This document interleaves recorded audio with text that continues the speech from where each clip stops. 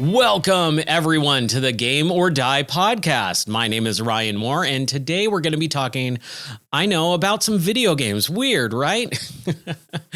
Oh, man, it's been a while since the last podcast. Life has just been really crazy. I know I feel like I say that like every time, but honestly, life has just been very chaotic over the last year of my life. Not only am I doing so much more with streaming has become an everyday occurrence for me where I'll stream for multiple hours, usually in the evening time. I have a set time schedule of 11 p.m.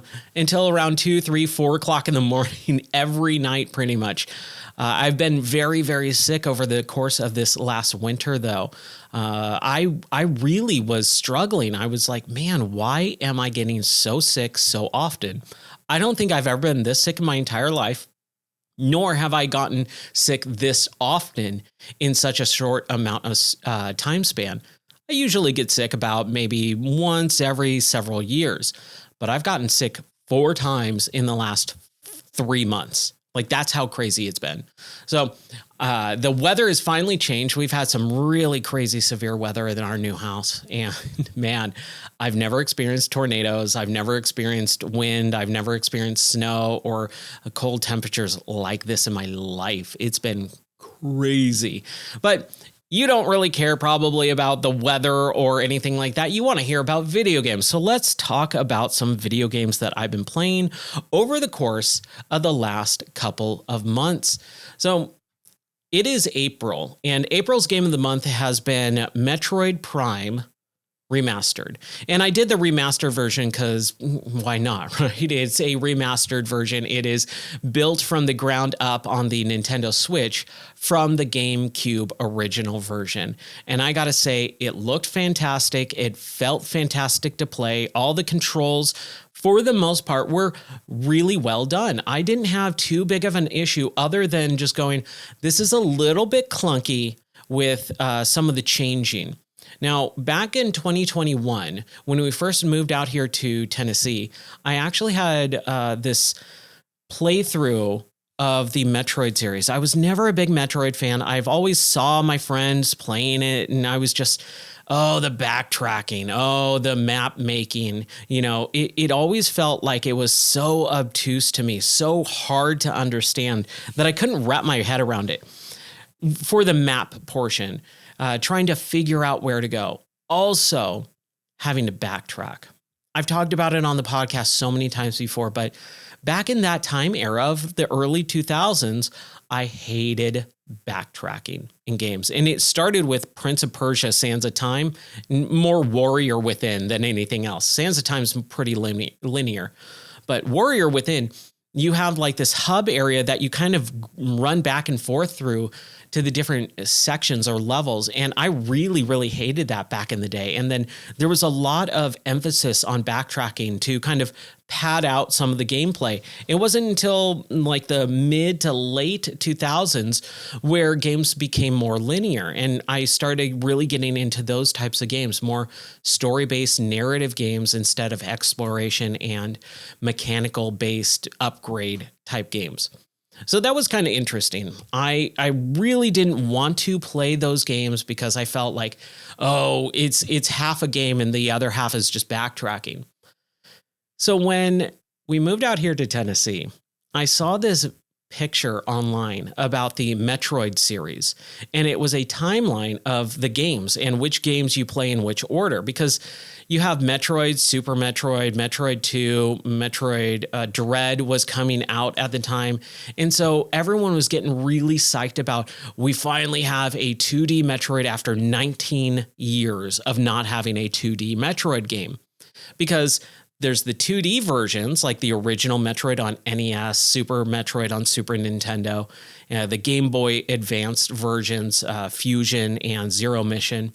And I've always liked the idea of Samus, a bounty hunter who's a chick, by the way, too. Like, surprise, surprise, that back in the day, that was actually a big deal. Now, not so much. Everyone kind of knows Samus is a chick. But I remember hearing about the Prime series and going, it's a first-person shooter. But again, it was on the GameCube, and the GameCube just did not interest me for the most part. There was a couple games I'm trying to remember the name of it. It was the Sanity's Requiem. That's the subtitle for it. I don't know why I'm remembering that name of it, but it's a really interesting horror game. And then you had stuff like Wind Waker, obviously. Oh my gosh, Wind Waker was such a huge instrumental game for me getting a GameCube.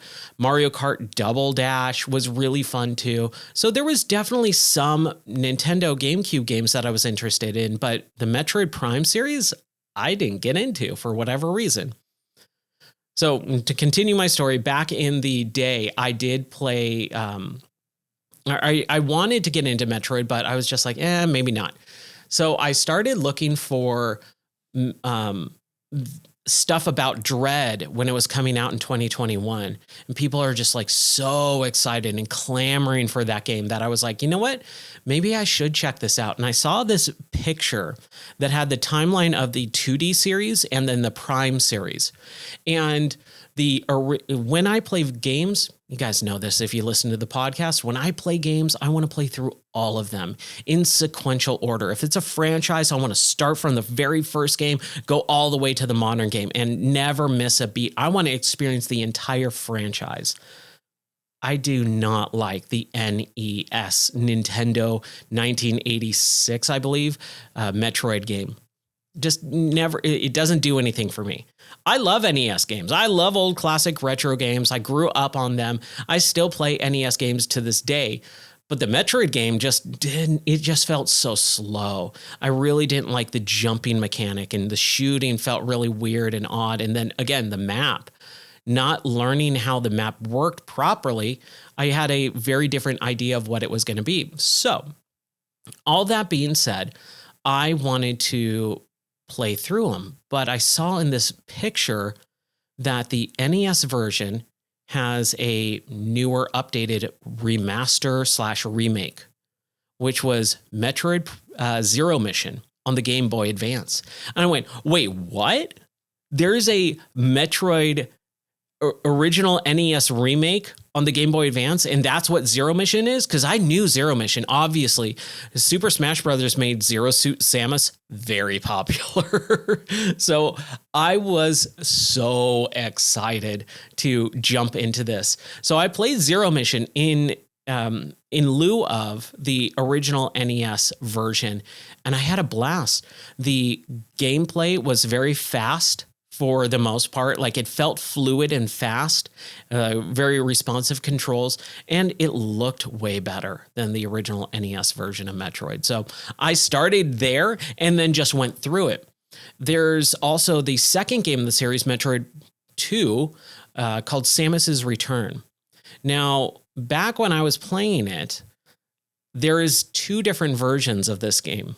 There's the original Game Boy version, the black and green / black, the monochrome Game Boy version, and then the official 3DS remake. But I don't like playing 3DS games because they just, handheld games look really weird, especially on big screens. And I don't like playing handheld, so I'll play it on a big screen. I can emulate it, no problem. 3DS, even just up until fairly recently, still has some issues. It's not perfect. So I was trying to figure out, what do I want to do? Well, there's been this, underground swelling of remakes for Metroid. And so I played Metroid AM2R. AM2R stands for Another Metroid 2 Remake, because apparently there's a lot of them on the indie circuit. So the indie, homebrew game makers love Metroid 2, but they don't like the fact that it's a Game Boy game. And while these games were coming out, I actually remember hearing about it over the years, and Metroid AM2R, Another Metroid 2 Remake, actually finally kind of fully released around the time I was playing the series. So I went, I'll just play that instead.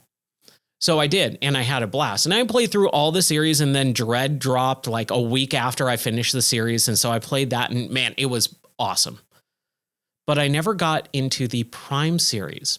And the reason why is because I liked the fact that I could play this game in VR. Yeah, if you get the Dolphin version of the VR fork of Dolphin, you can play GameCube games in VR. There's a lot of tweaking, and the fork actually got dropped back in 2017. It is 2025 now. So this thing hasn't been updated for nearly a decade. And that's really rough because the advancements in VR technology have been growing by leaps and bounds since 2017, the year after. And it wasn't even really anything updated from the original 2016 retail drop of VR version to the 2017 version. There was really no difference. It was like a little bug fix, and that was pretty much it. And then the project got completely dropped. So if you want to play it, yeah, you can play Metroid Prime in VR. And I did. I played a couple hours of it several times, testing it out, going back and forth. But you have to use a controller. It's kind of a little bit wonky. And I was just like, man, this is cool, but it's also kind of a little bit clunky. So I dropped it. I didn't pick it back up. I was originally going to stream it, but there was some issues back then. Now that I'm streaming every night, and I do game of the month, I said, you know what? Prime 4 is coming out. Metroid Prime 4 is coming out on the Switch 2. We haven't even talked about the Switch 2 because that got announced a couple weeks ago, and there's been some big stuff to talk about there. But let's just keep it Metroid based for right now. We'll talk about the Switch 2 after. So Metroid Prime 4 is going to come out on the Switch 2. It's been, in development for so long before the pandemic. Another studio was working on it, but Nintendo didn't like the product they were building, so they scrapped the entire series after years and handed it off to Retro Studios, who did the original Metroid Prime games. And so Metroid Prime 4 is going to come out. I'm super excited. So I wanted to play through the series because I do enjoy Metroid games at this point. So April 2025, I said, you know what? We're getting back on the horse with me being sick a bunch and not doing Game of the Month for the last couple of months. We're doing Metroid Prime as the Game of the Month. Now, there's a remaster that came out a couple years ago, and that is like the best way to play it. So I just said, instead of trying to do the VR version and have it still be wonky and stuff like that, I'm just going to sit down and play some games. We're going to play Metroid Prime Remaster. And I sat down and I started it, and oh man, after the first maybe 45 minutes or so, I started really getting the hang of the game, the controls. It felt really good. And people were really liking it. It became a very popular game on my stream, which was really fun because I'm a very small streamer. And I do it because I enjoy it and because it does help as a second gig as well. All that being said, I've been having a blast, and I finished Metroid Prime Remastered last night. And oh man, I got some things to talk about this game. Now, it does follow the Metroid series in a way, but it is technically a different universe and different timeline. So it has a lot of the staples, like Samus is a bounty hunter, and she is, or you go into a secret race world where the Chozo are the, precursor race and all this stuff, and the Metroids are there, and you have the space pirates, and Ridley is one of the space pirates that you have to battle. I've always had a little bit of an issue with the quote unquote space pirate thing because they're aliens, and when you're in that era of gaming, aliens look very, very humanoid, but also they look just like monsters, especially in a first person shooter type or genre. You don't get to see the characters very well. They don't feel very defined because they just feel like they're moving way too fast. So much stuff is going on, especially in the environments that you're in this game. You don't get to really look at the characters very much. You just are battling these, enemy types. They're not very well defined. Excuse me. So I was trying to play this game in a very certain way, a first-person shooter way, but it is a first-person shooter / platformer / exploration game. And that's I had a struggle with that. The map in this game is phenomenal, though. It's a 3D based map that has the hallways and the shapes and the geometrical designs of what the rooms look like, but they're undefined. They're just polygons. It looks really interesting, and being able to use the controls to twist and turn and rotate the map so that you can see exactly where you are in relation to everything was awesome. It helps you know where the doors are, what color the doors are. So if you don't have the correct upgrade, you know that immediately you can't go through it.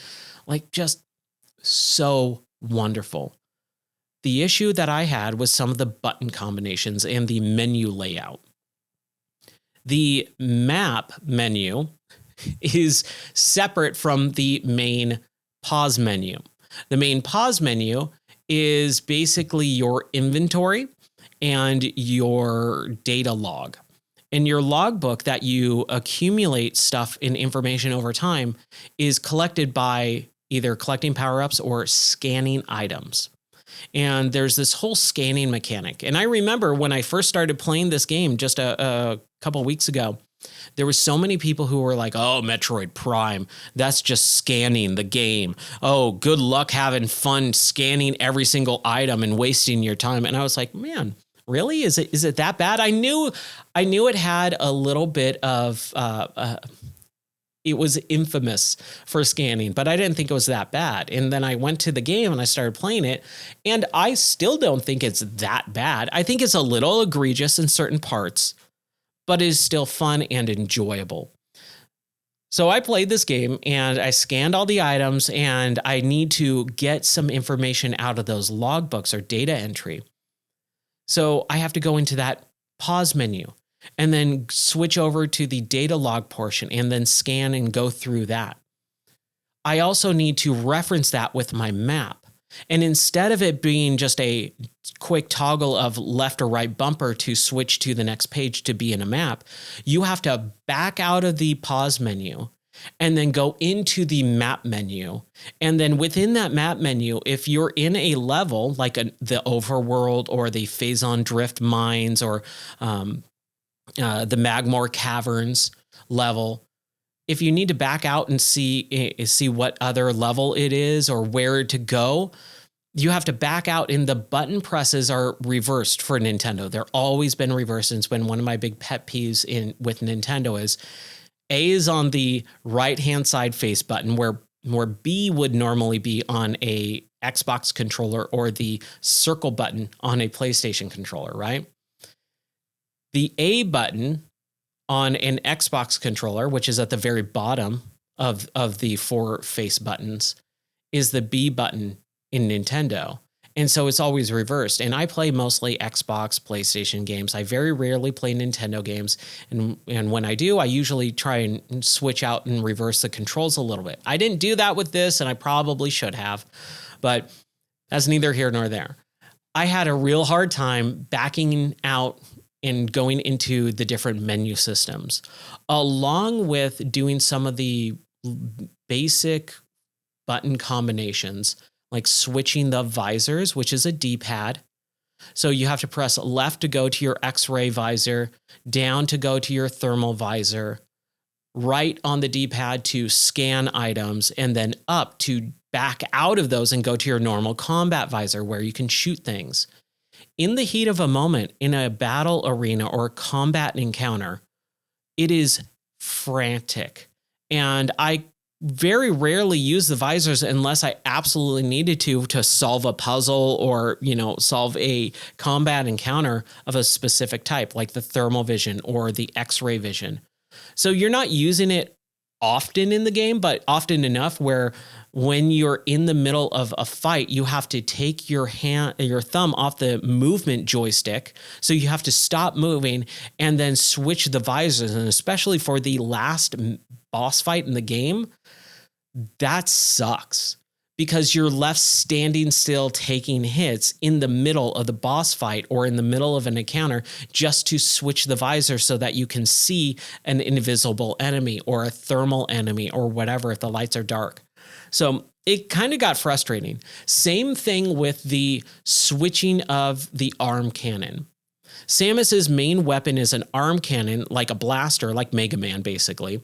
And there's 4 different types of cannon projectiles that you can use.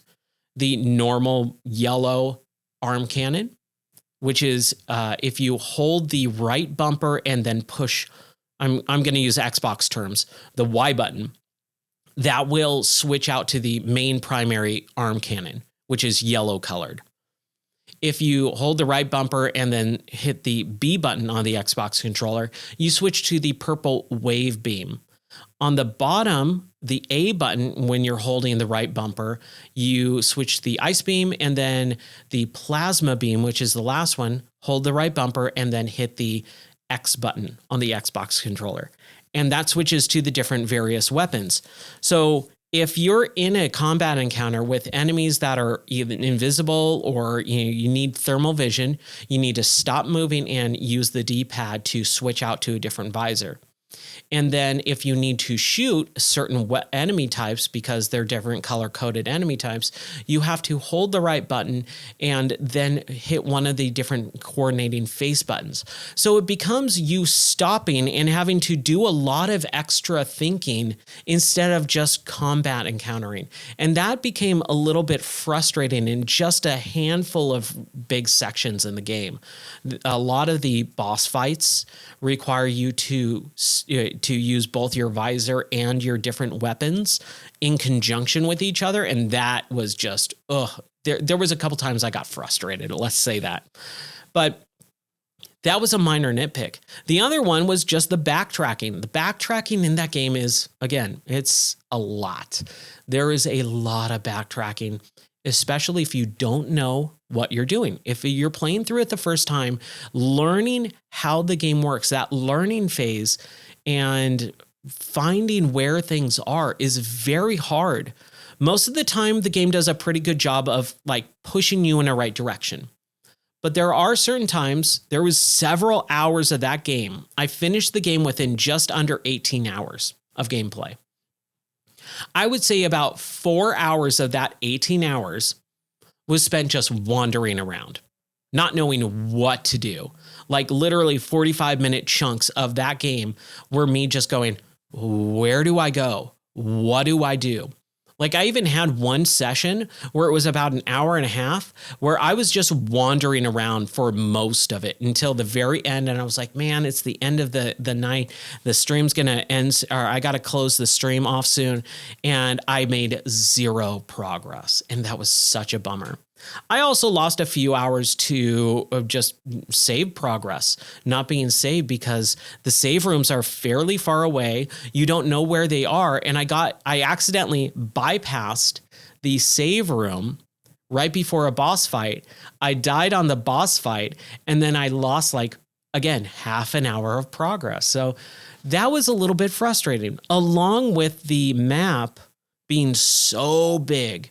You're covering so much area in such a vast amount of places, and there's no fast travel, which, fast travel wasn't really a thing back then. Back in 2002, 2003, when this game came out, it wasn't really a big thing. So I get it. I understand it. I'm not saying that it's terrible, but this is a remaster. They went from the ground up and rebuilt this entire game. They could have added a fast travel spot. And I said this on the stream multiple times. And people who are very familiar with this game were kind of helping me along in places.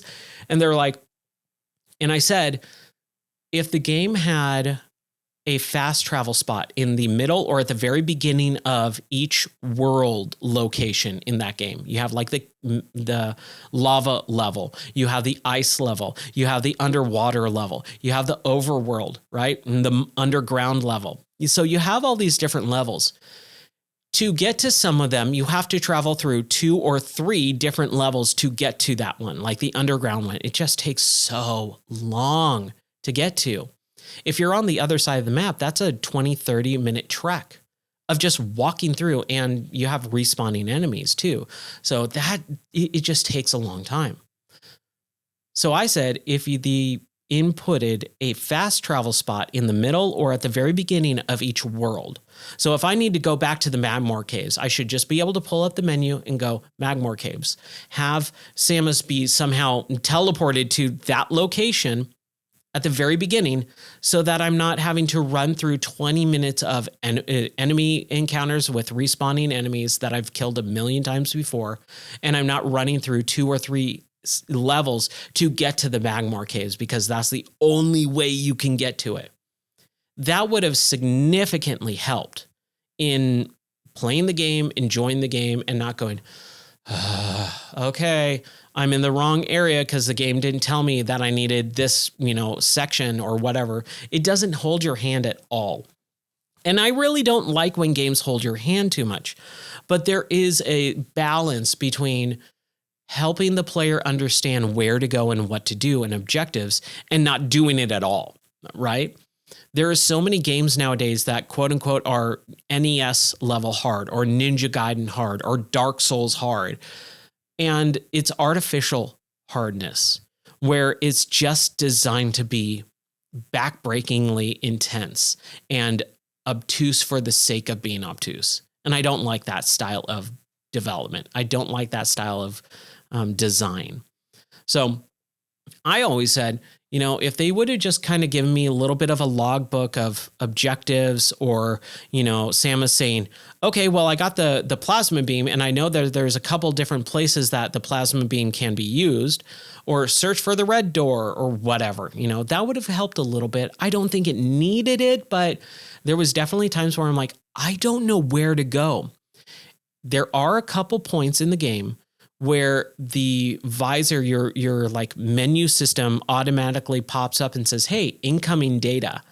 And it will pull up automatically. It will pause the game and pull up the menus or the map system automatically and then go to the location of where the next place that you should be at is. But again, sometimes there was points where it said, go here. And I went there and I'm like, I can't do anything. What am I supposed to do? And then I had to go all the way back to where kind of I was before that thing popped up. And then there was an item that I was right about to get that would have helped. And so the game kind of just like I'm right about to get an item. And then it says, go all the way over here. And then, but it should have done that after I picked up that item or whatever. Right. So it was a really fun game. I super, super duper enjoyed it. But at the same time, it was a little bit rough. Oh, man. Yeah. So I really enjoyed it. It's a blast. I'm so happy I finished Metroid Prime so I can say, hey, I finished Metroid Prime. Also, I get to get into Metroid Prime 2 and then 3. And then, God willing, I can get a Nintendo Switch 2. Let's talk about the Nintendo Switch 2 for a moment. So a couple of weeks ago, the Switch 2 Direct finally dropped. I believe it was April 2nd. And yeah, it was the day after April Fool's Day, which I'm glad they didn't do it on April Fool's Day because that would have just been a mess. But the Switch 2 is just a little bit bigger and more powerful Switch, which I'm personally kind of apathetic about. I kind of don't care. It's a Nintendo, so I don't expect it to be very powerful. It's Nintendo, so I expect it to be a little bit weird and kind of crazy and goofy with some gimmicks that are going to be completely falling flat for me. I do not care about gimmicks in video games for the most part, especially hardware. If it's not going to be utilized for the most part, like the Wii U. Remember the Wii U and how underutilized the screen was? Also, the Switch, the whole docking and undocking thing. Zero reason for me to ever dock a system. Zero. Why? Undock a system and play in handheld mode. I'm an adult. I like playing video games while sitting down on a couch. I don't want to play video games while I'm hanging out with my wife and she's, doing her thing and I'm going to do my thing. Like, we do that every once in a while, but I don't like having a handheld system. I don't like cranking my neck down and holding this big controller with a screen on it, and the screen's very small, not super detailed, and just, playing an underpowered version of a game. Has lower resolution, more underpowered, struggles a lot more, and Nintendo's notorious for that. I mean, even if you play the original docked version of the Switch in Legend of Zelda Breath of the Wild, it struggled to run because their systems are not super powerful. They're not concentrating all their effort in their hardware to be powerful. It's for gimmicks and gameplay design and stuff like that. So Nintendo, they do their own thing. Most of the time it doesn't gel with me too much, but it is a video game console, and obviously I'll get it because there's certain games that I want to play. They announced the new Mario Kart. I don't even remember. Mario Kart World, I believe is what it's called. And that's not the talking point that everyone is talking about. I'm excited for a new Mario Kart. I'm kind of bummed that they didn't do Mario Kart Universe because Mario Kart 8 kind of did that in a certain way. But Mario Kart, what I wanted out of Mario Kart 9 is I wanted every track from every game in the 8 Deluxe style, right? You have a lot of rebuilt Super Mario Kart and Mario Kart 64 tracks in that game as those wave expansions that they released over the course of the last several years. And I thought that was awesome. I played through the entire series a couple years ago, and I was in the middle of starting a new series on the YouTube channel about playing through all the Mario Karts. And I'm bummed that I got super sick after playing through the majority of Mario Kart 1 or Super Mario Kart on the Super Nintendo. I was not able to finish that because I got super sick and the weather was so bad in the studio that I could not physically be in here. I could see my breath while I spoke. It was so cold. So that kind of deterred me from recording that video series. I'm going to get back into it, and I might just have to re-record the whole thing, but I'll put that up on the YouTube, and that will be really fun. Oh no, I just said the YouTube channel. Sorry. That's what I meant to say. I did not finish it. Now I sound like an old man. But basically, Mario Kart is a fun game, and I'm really excited for a new one, especially because it's like now open world. It looks really cool from the few seconds of video footage that I've seen. I didn't watch the direct. I didn't watch any trailers, because I kind of don't need that at this point. I wanted to do a talking over stream where I watched the direct on stream with everyone and then talked and commented over it. I think those are really fun streams. But again, life got in the way, sickness and health got in the way, weather got in the way. And so hopefully, now that we're kind of out of winter, finally, literally after yesterday, I think is the last day where winter happened. Winter ended yesterday because it was still 45 degrees last night. But now weather should be now in the 70s. It's still like 65 degrees outside right now. And it's, like 2 o'clock in the afternoon. But the weather hopefully will be better, and I'll be able to do a lot more stuff with the streaming and YouTube channel and all that. But I didn't watch the direct, but I saw a lot of it. And the big talking point was not just the hardware, not just the games, but the prices of the games. And oh boy, the price of video games for Nintendo Switch 2 is $80 digital. Now, Nintendo on their website says digital version, $80 US.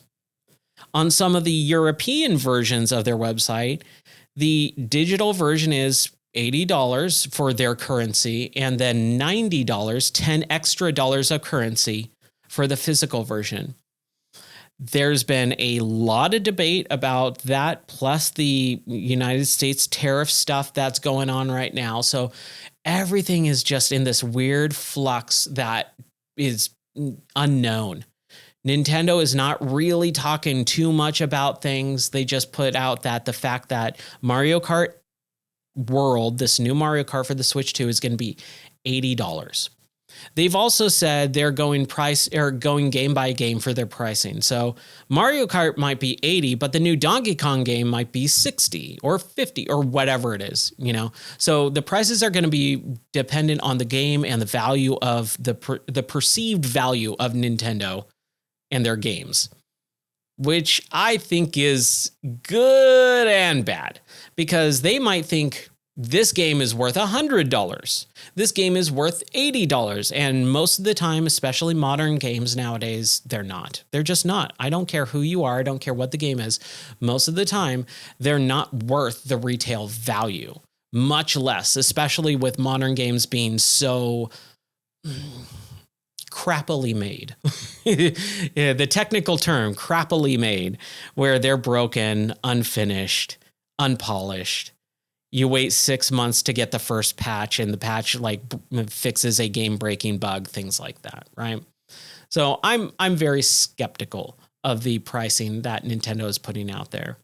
They do have a Switch 2 bundle, because the Switch 2, I believe, is $400 or $400. Yeah, I believe it's $400 for the Switch 2. And then if you want to bundle Mario Kart World with the Switch 2, instead of paying $400 and then $80 for the game in the bundle knocks off $30 and you pay $450, which I think is great. I think that's an awesome deal. But that basically sets the precedent of Mario Kart World being $50 of value, right? It's weird, man. This gaming is in such a weird place.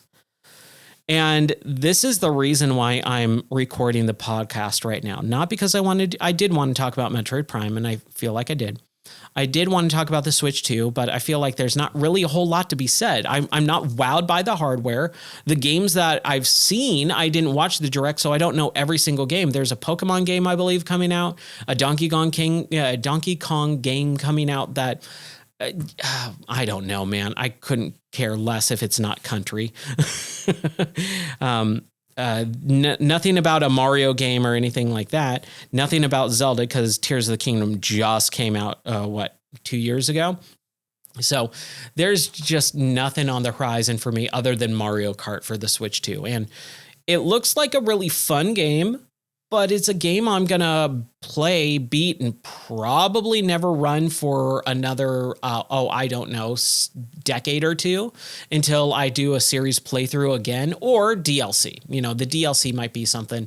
Or if, my streaming channel, YouTube and Twitch and Kick and Rumble and X, and the Discord, which I'll talk about in a moment, if I get more people joining in to where we do multiplayer madness nights and the multiplayer community nights streams, that might be where I boot up Mario Kart. Because if we play Mario Kart together, that will be really fun, because I've never really played much multiplayer Mario Kart other than couch co-op version of Mario Kart. Never played online.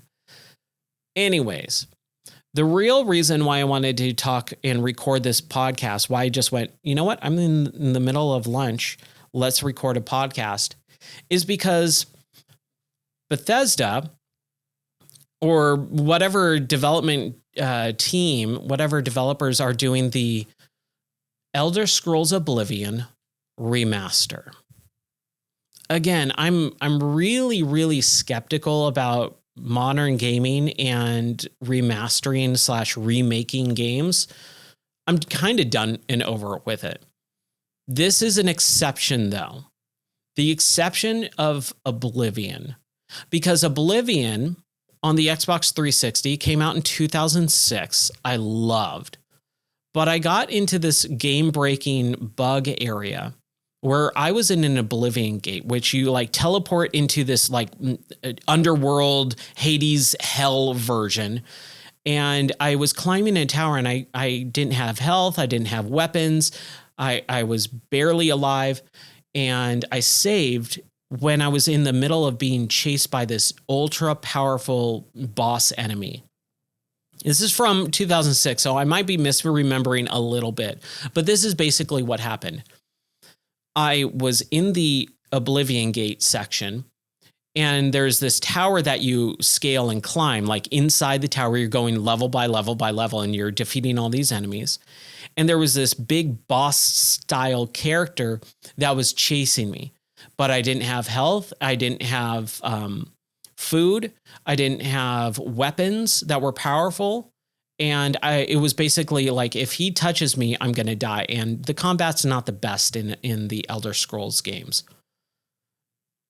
I accidentally saved over my game save to the point where there was no way out. I was backed up into a corner and there was no way to resolve that. So I kind of basically broke the game, and I would have to restart all the way over because I did not utilize game saves well back then. So I tried playing with my wife because my wife loves the Elder Scrolls series. She loves Skyrim and she loved Oblivion. And she always keeps talking about the DLC for Oblivion called Shivering Isles. It's like a skeleton pirate DLC. And she kept telling me, you love pirates. Why have you not played the Shivering Isles DLC? And I said, and so I kind of told her that story. And she was like, oh, okay. So we decided to actually play through it together a few years ago, back in 2002, I believe, 2001, 2002. And so we started going through and we were playing it on PC. But the PC version of that was built at a time when controller support was not a PC thing. It just wasn't. It wasn't until about 2012 when most games on Steam had limited controller support. So if you go back to the original version of Mass Effect on Steam/PC, or Borderlands 1 on PC, or Batman Arkham Asylum, like these games were not designed with a controller because controller support was so bad back in that time frame. It wasn't, again, until 2012 roughly is when most games had, drivers for controllers like the Xbox controller. And that was pretty much it. Or like some weird third-party knockoff controller that was like an Xbox controller, but not. Now you can play on PlayStation branded controllers like the PS4 or PS5. They have native driver support. The Xbox obviously has full driver support for Xbox 360 One series, the Elite controllers, which is what I use. Even Nintendo controllers have like basic functionality so that you can actually play pretty much any game with any controller that you want at this point. You couldn't do that back in the day. So there's mods which you could implement, but it just didn't work very well because the whole game was designed through keyboard and mouse.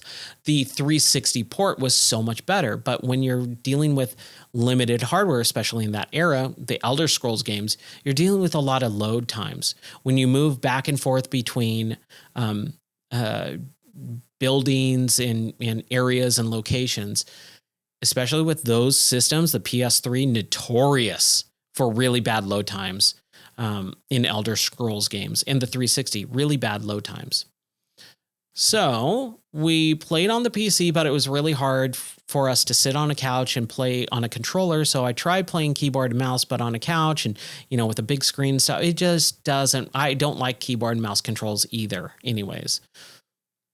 So having this remake come out, I'm so excited. Now, I keep talking about this Oblivion remake, right? It comes out on April 21st, which is in just a handful of days. I believe it's on Monday. It's Thursday, the 17th. It's supposed to come out on Monday, the 21st. The issue with this, and this is why I wanted to record the podcast, is the game has not been announced. It's only been leaked. And I don't know why they don't talk about it at this point. It's been leaked for the last couple of weeks. And now not only do we have the name, the confirmation of the name of the game, we also have screenshots from the developer's website and a release date. At this point, just say the game's coming out, the release date officially, so that that company, again, I hate using this phrase, but control the narrative, right? From a PR marketing standpoint, like they need to get a hold of this because now they look foolish. And this is what I was talking about is I saw a post on X from Ryan McCaffrey, which I respect Ryan McCaffrey. I believe he was at IGN for a while, then maybe GameSpot. I don't know. I don't really pay attention to any of the game media websites, but I've always liked Ryan. I've always valued his opinion. He also apparently owns a DeLorean, so I've always liked that about him. Kindred spirits of being also named Ryan as well. So I'll back up a Ryan. And I saw his post about this, and I was just like, at this point, they need to just talk about it. And this is what I'm really getting at is games media and developers, the industry needs to knock it off. They need to move on. They need to get with the times, really. Get with the times, meaning utilize the way that most people view, watch, play video games and get their information about video games. And it's been, and I'm not going to get political here, but it's been a big thing over the last 5 months or so or last year, the last year of the world has completely changed 180. Modern media sucks. You can't trust them. They're bought and paid for, all this stuff. And I'm talking just about games right now. All right. You can't trust what they say.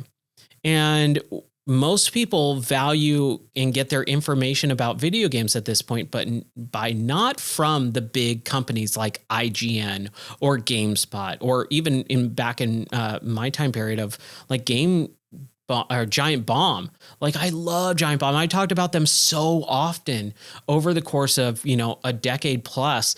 And then I don't even think about them now. Why? Because I don't think they're relevant. They're bought and paid for. They're getting exclusives and their jobs are dependent on it. So they have to cover it. They have to talk about this, and they're going to say positive things because they're getting money from those companies. There was a whole thing about Giant Bomb with Jeff Gerstmann talking about ethics, and there was the whole Gamergate, ethics and journaling, blah, blah, blah. I'm not talking about that, but he would always get called a shill. He would always get called out by saying, oh yeah, you're just, saying that because you're bought and paid for by the company. And he refuted that. And I totally believe him when he was talking about, no, that's not how this works. You don't understand. But especially being kind of starting to get into that realm where I am now receiving free games to stream and play and review and cover, that is not me getting money from them, but I'm getting the product for free to review and make content for. So I am technically a arm of PR in certain cases like that. It's only happened a handful of times, so it's, not egregious. It's not crazy amounts. But there have been a few times where I've gotten a free game, a game key or something like that, or even a couple of them to hand out to people and to cover. That's PR, that's marketing, right? And that's where most people are getting their information from now, from people who are receiving free games, who are playing them, who are streaming them, sponsored events and things like that. And if they're not taking money, they're still getting the product for free. So there's an incentive to want to review the product in a good light so that you continue working with those developers or companies that give you the free products, right? You always have to take it with a grain of salt. You always have to figure out who's lying, who's just saying what companies are wanting to say, or do they generally like the product? But there's also the I don't like using the word toxic positivity, because I think the word toxic is kind of like a catch term now, a buzzword, and it doesn't mean what most people think it means. But I will say that with a lot of streamers or content creators, people who review products, they're overly positive. They just refuse to say anything negative at all. Everything is the greatest thing of all time. Every single product is a 10 out of 10, right? I don't pay attention to those people. I don't believe those people because I know that there's products that have issues. And so as you can see, as I talk about games like Metroid Prime Remastered, I didn't get that game for free, but I wasn't paid to or given that game key for free from the company. So there's no incentive for me to talk good or bad about it. It's just my real personal honest opinion. And that's where you got to really draw the line is watch these people who have the honest opinion about them, about the product itself. With Metroid Prime, you can see like, I loved it. I had such a fun time with it. I had a really good experience with most of the game. But there was a couple issues like the D-pad for the visors and switching out the different colored weapon cannons and the map issues and the backtracking. There's some issues. But on the whole, I'd say it's like a 9 out of 10 game. I think it was phenomenal. So you have to be careful. That's really all that I'm saying. That was more of a tangent because what I really wanted to talk about was just the fact that these gaming companies don't understand how the world has changed. They're still back in the magazine era of covering games and PR marketing in the magazine era, where they have X amount a day and blah, blah, blah. And I talked about this yesterday too, because the game Oblivion Remaster is supposed to come out on Monday, right? It is Thursday. Why is that game not releasing tomorrow? Or heck, right now? Because the main thing about this game, because it's not announced, it's coming out on April 21st on Monday. It's supposed to be what they call a shadow drop. I don't like the term shadow drop because it doesn't actually mean what it sounds like. Shadow is behind you for the most part, right? It actually depends on where you are. But what I would call it would be a surprise drop. That's what I've always called these announcements, where they announce a game and say it's available right now. That is what the industry has termed shadow drop. But I think that's a stupid term because shadow drop implies that it released yesterday or a couple days ago, it behind us, right? It doesn't imply that it's dropping right now or in a few hours. Like that's a surprise release, right? Not a shadow drop release. So I will always use my terminology that's more correct than the industry coined term. But it's supposed to be dropped on Monday and released on Monday. But it's done. It's finished. It's not being worked on actively right this second and being updated over the weekend for it to be 1.0 release. Why not update it or why not release it on Friday when most people have the weekend to play through the game? When you release it on a Monday morning, no one's going to play that unless you're broke and you don't work for a living, which there's a lot of people nowadays. Or you are a kid and you're going to come home from school and play it. But that's not the game that the demographic is made for, right? It is made for people who grew up with the franchise, played it on the Xbox 360. They were probably teenagers or adults back then, or like early adults. And now they've grown up, they've had kids, they have responsibilities. They mostly play games over the weekend. Why aren't we not releasing the game on the weekend? Like, come on. This is such basic product management, PR, marketing. Get your game out there when people can play it, not when people can't play it.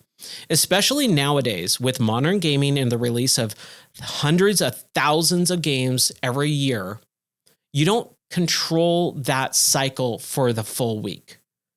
Everyone will forget about Oblivion Remastered by the time next Friday comes out when it's available for most people to buy it and play it.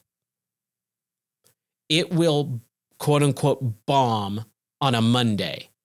And because so many games come out so often now, even though we're still technically in a gaming drought over the last year, 2 years, where 2023 was such a big year for games that this year and last year were pretty rough. we're still getting a lot of bigger games, and the VR scene is kind of like picking up a lot of pace with that stuff. So that's really nice. But what I'll say is, when these companies don't learn how to get with the times, the modern age of technology and information being released out of their control, they need to control it. And there's a very easy way of saying it. Coming out with a PR statement, the press release going, oh, shoot, we were going to do this on Monday, but everyone already kind of knows about it. Let's just talk about it today on Thursday. All right, everyone, here's, Oblivion Remaster coming out, blah, blah, blah. And we've been working on it really hard. We've had a team. It's been in development for several years, and it's dropping on Friday instead of dropping on Monday, because everyone's going to go, crap, we have this whole weekend available to play this game. Now we can't play it because you're waiting for no reason whatsoever to play it. Cool. Well, all right, I'll wait over the weekend and do something else. Oh, I got involved into this new game, this free-to-play game, or this game that just came out this week, and I'll play that over the weekend instead. Monday comes along. Man, I had such a fun time over the weekend playing this game that's not Oblivion Remaster. Oh, Oblivion Remaster. Maybe I'll get that. Well, I can't play it today because it's obviously Monday. I've got work for Monday, Tuesday, Wednesday, Thursday, Friday. I'll get it on Friday when my paycheck happens. I'll get it on Friday. By the time the week is done, there's been so much going on with modern life. So many different news cycles, so many different releases, so many different announcements. You're going to completely forget Oblivion Remastered even came out. And some new game might have just quote unquote, shadow dropped or surprise release this next Friday when you were going to buy Oblivion. But it looks way more fun because it's a brand new game and it's a multiplayer game and everyone's talking about it, so you're excited to get into the zeitgeist of that. You've just ruined that game release. No one will buy Oblivion Remastered. Now, I'm not saying no one will buy it. I'm just saying this is an example of what can happen when these gaming companies just don't pay attention to modern living. The times that we're in, they are a-changin', as some might say. Man, I sit back and I go, can someone please hire me as a PR marketer or just pay me minimum wage and I'll just tell you this is what you need to do to make your game sell 1 billion copies. Now, if you're going, Ryan, why don't you do that for your stuff? I don't have the money, the knowledge, the connections. That's where it gets hard for, people when they armchair, psychology or gameplay or design or whatever. It's like, you need to do this stuff, but these people just straight up don't do it. They refuse to do it. They're going back to their old magazine, 1990s, 1980s way of doing PR and marketing. They forget the internet even exists in that point. The boardroom is comprised of people who are 80 plus years old. I don't know how this computer thing works. The internet's a fad. Like, come on. No, it's not. Learn how to actually know what stuff we're doing. And you see it. And again, not getting into politics or anything, but you see those people who are utilizing the younger generation of growing up in the internet age, know how information flows so quickly that if you do not control that moment, you are gone. And that's exactly what's going to happen with Oblivion. It'll come out. People will talk about it who are my age and excited and will play through it and have a grand old time. And I'm going to stream it. But holy crap, you know what would be rad? Playing it this weekend when my wife is gone. she is out of here. That would be really, really fun. So that's kind of what I've been wanting to talk about and just, yeah. That's going to do it for this episode of the podcast. I am maybe going off to dog shows this weekend with my wife, which again, that's why I kind of wanted to talk about it, is like, I could be playing Oblivion, but now that I have nothing holding me down, what if I just leave for the weekend? Because I'm not playing Oblivion, right? Anyways, that's going to do it for me. If you want to, please drop into the Discord. If you go to gameordie.net, which is my website, which I host all the reviews, I'm going to be writing a review for Metroid Prime Remastered. That's where this podcast is hosted. So you can always go to gameordie.net to find these podcasts on the website. But you can check in Spotify, you can check in Apple Podcasts, those podcatchers. That's where you'll find this podcast, but you can also find it on YouTube as well. I stream nightly at 11 p.m. Central on Twitch and YouTube. And go to gameordie.net/Discord to join the Discord, because the Discord actually has a lot of good stuff that will be really, really fun. There's lots of good free game giveaways, game discussions, and all that extra stuff. Well, that's going to do it for me. I hope everyone has an awesome rest of your day. Thank you so much for hanging out. Take care. God bless. And I'll catch you on the next podcast. Bye for now.